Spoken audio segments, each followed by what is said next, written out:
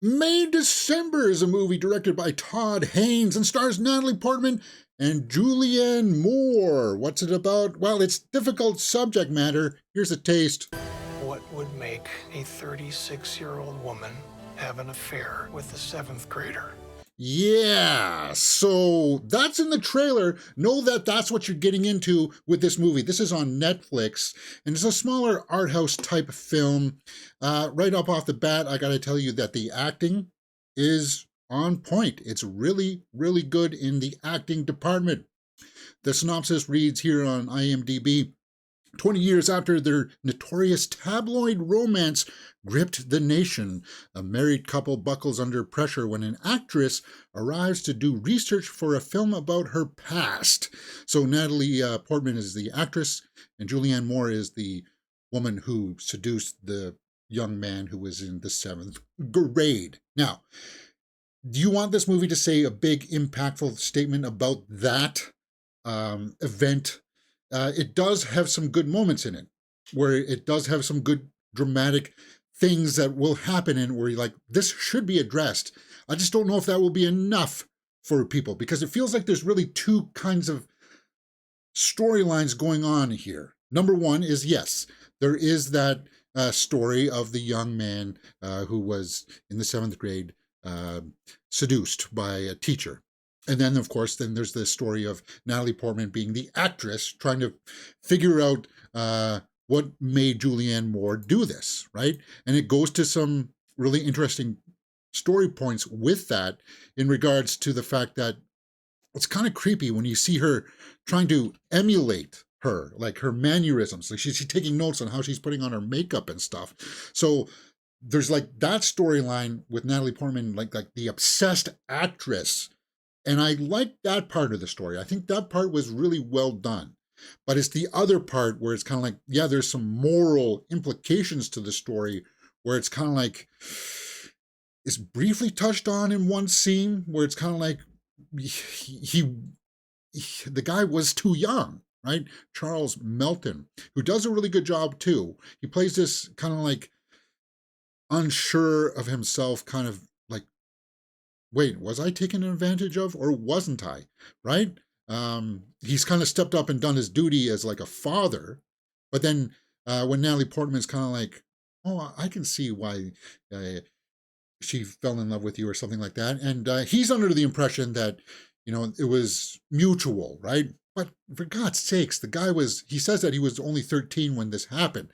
So it's kind of like, if this like rubs you the wrong way, this kind of subject matter, then this is going to be a tough watch. And I think that's the best way that I can sell this, is that this is one of those movies like 12 Years a Slave, Schindler's List, where it's kind of like, it's worthwhile watching because of the acting, but you don't want to really watch this again. You will admit that it's well done in its acting execution.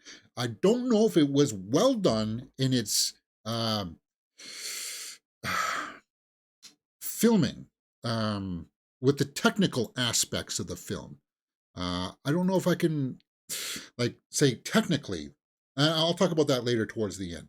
But like acting wise, yeah, there's like Julianne Moore and Natalie Portman knock it out of the park, as well as that young man who plays the father who became, well, who was the seventh grader, Charles Melton.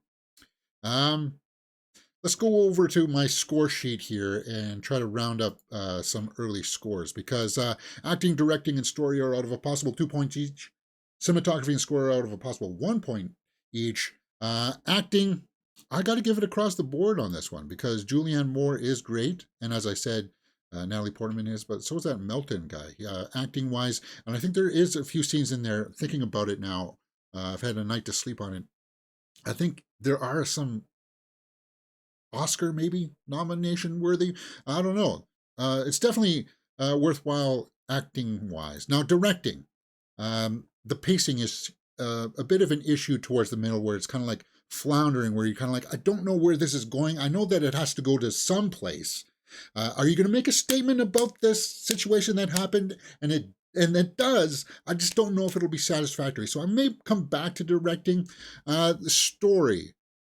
The story is interesting based on the fact of the subject matter, but it doesn't do, I don't think it does a good enough job to look down your nose at it, because it's a situation where, yes, Julianne Moore's character went to jail for what she did. That's a terrible, awful thing that should not happen. Just think about it like the opposite way.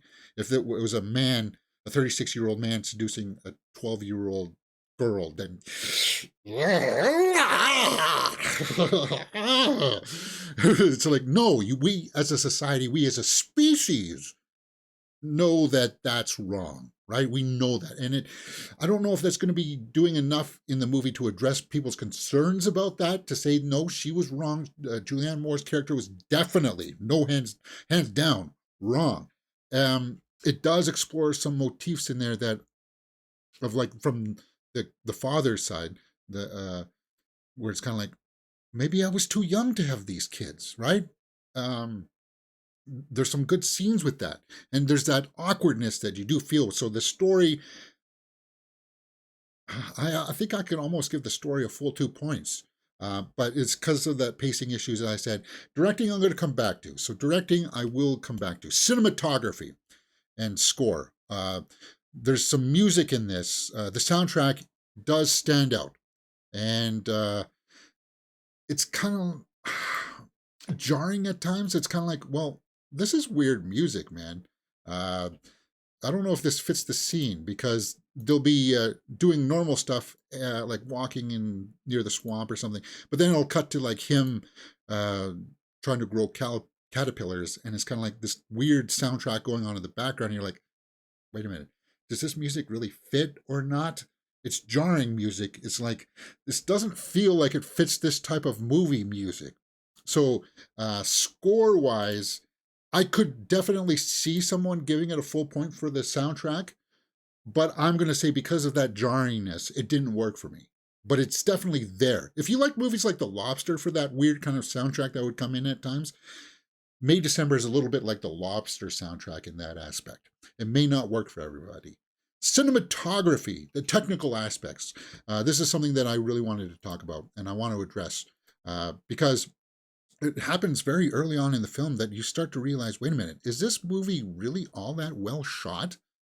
Um, there's a grain to this film. Like you can see in the back of his shirt here, and I freeze frame this because this is in the day, right? So you should be able to have good lighting here. And what's happened here is that I think they shot it in natural light, and when they kind of like saw it in post, it was like, it was too dark, so we got to brighten it. So they boosted the gain or exposure, because the ISO level was so at a certain point where it's like, well, it's too dark, so we brighten it. And then when you brighten it in post, because the ISO settings, you'll get this grain, and you can see the grain in the background here, in his shirt and stuff. And it's kind of like, it's not very crisp, right? Um, Now, there could be multiple reasons for this. Maybe, yeah, in post they realized it was too dark, so they wanted to brighten it up, because what they try to do is have a certain set camera settings throughout the film to make it look continuous, right? They try to have certain ISO aperture settings and stuff like that. If you're not into filmmaking, then you may not understand this stuff about the cameras and stuff. But they try to have a certain levelness to it all throughout the film so that it looks cohesive, right? For me, I found that those scenes early in the film took me out of it. So cinematically, I can't say that it was an achievement, really. Um, I could see what they were trying to do, but yeah, you can see even in some scenes here, like here, it's just dark. It's darkly lit. It's drab. Now, that could be kind of like a directing decision that, yeah, we're dealing with some dark subject matter here. I want it to feel dark and drab, but okay, if you're going to film it dark, then there are ISO settings and camera lenses that can capture darker scenes, darker lit scenes, and have it still be crisp, right? Have it that 4K version. And I don't know if a lot of people are going to recognize that in their reviews for May December, but it's definitely there and in consideration for my reviews, for my overall score. So going back to that score sheet, I can't give it, cinematography wise, I can't give it that point for cinematography. Um, Everything else though was like, it was well framed, stuff like that. So we're sitting at about 5.5 right now for May December. Let's go over to the tomato meter and take a look at what people are saying. Ooh, 92% by critics, 85 by the audience. So it's pretty high. And I think it will have some Oscar or at least some awards consideration due to the acting in this. But as I said, it's a tough watch, and I don't think it's going to hit all the beats that everybody wants to see. Graphic nudity. There's only one scene in here that's really graphic nudity, guys, and it's darkly lit, as I just referred to. It's a movie that's kind of like, yeah, it's not, it's not like over the top with raunch. All right, let's take a look at Alonso Duralde. Okay. Really tight put together and is so well acted. Well, I think we agreed with that sentiment. Christy Lemire, it gets so juicy and wrong and thrilling in dark, funny ways. Now, I don't know if I say funny is the right subject matter, the right description that I would use for this. Funny? Maybe it's because Natalie Portman does try to emulate her, and you do see it throughout the film where, as I said, she's like starting to sit like her, put her hair like her. She starts to dress like her, and that part of the story, as I said, I liked. And it gets really creepy. Like Natalie Portman takes it down to that obsessed actor trying to get the role right, kind of thing. She does a good job in that. So kudos to that. Funny is not the way that I would describe it. I want to find some people here who didn't. We need to find some negative reviews because this is where we'll get a little bit more perspective on it, right?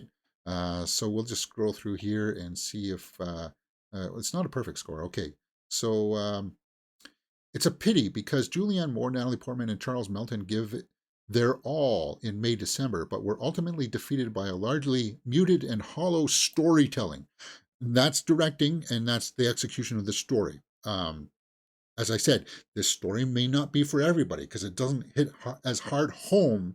You you want retribution against Julianne Moore at times, but you forget that in society, in the movie, as the story, she's already served her time behind bars for that, right?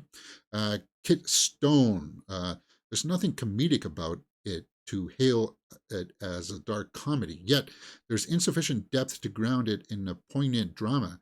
We're enticed but never thrilled. Yeah, it's got some edge to it, and I think this would have been handled much better if it was like a Darren Aronofsky film. Todd Haynes maybe was a little bit out of his depth here with this directing. So that's why I held back directing.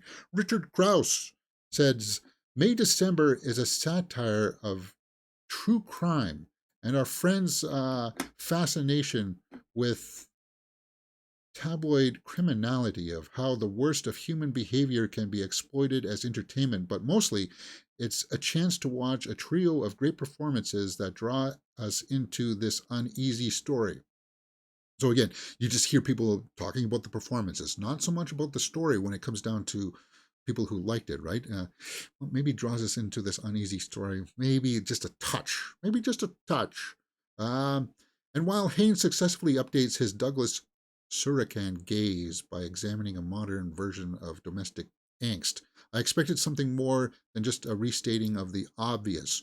Yeah, some people may say that too, that it just kind of like, it doesn't really have anything truly impactful, like a different angle on it that could have really driven it home. That's a conscious decision by the storytellers, by the director, not to go down that route. It does give us a little bit of a taste of it.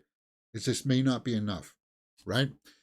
It's constantly on the precipice of something major happening. Yes, now that is a good quote. That's what I would say about May December. It feels like it's on that cusp. And it, as I just said, it literally just gives us a little bit of a taste of what you want to see, of like, hey, this is a really weird situation. Wait, are you manipulating me? What's going on here? It does give you a little bit of that, but then it's kind of like it draws back from it, and it's kind of like people will want more of where it was going, right? With that. So that is a great quote.